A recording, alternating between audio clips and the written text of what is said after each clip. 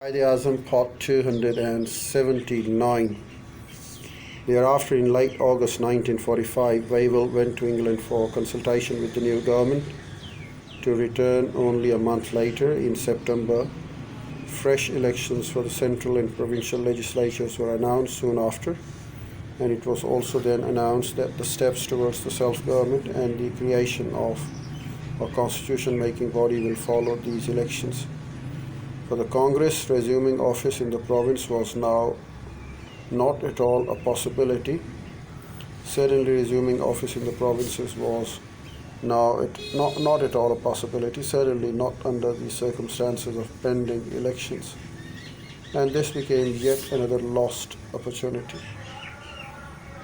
Had the Congress President immediately after the Shimla conference met or written to the Viceroy and stated that the Congress wished to return to the office in provinces where they had already won the election and held office until dismissed by the respective governors and jailed, Wavell would not have found it easy to refuse. In fact, Wavell and Governor Colville might well have found this a welcome request.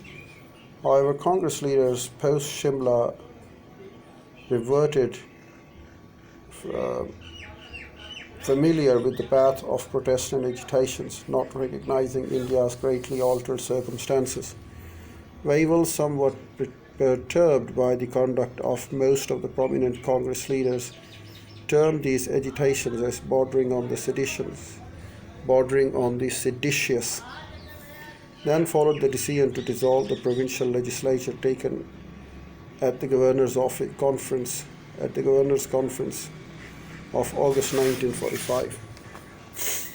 Elections, fateful in consequences not so much in their bland announcement, followed soon after. The elections of 1946. From about October 1945 until the arrival of the cabinet mission towards the end of 1946, there was little forward movement in the realm of the Indo-British political initiative. India marked time and waited, but the country's political community was certainly not somnolent, for the very announcement of the elections had generated great internal debate and churning.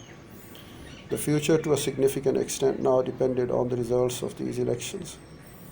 The Muslim League declared that they would contest on just one single plank, that of Pakistan, with Jinnah personally appealing to all the Muslim votes to disregard individual candidates and to wait for all of them, the representatives of the Muslim League, and also that a vote in their Muslim candidates' favor would be the vote for the creation of Pakistan.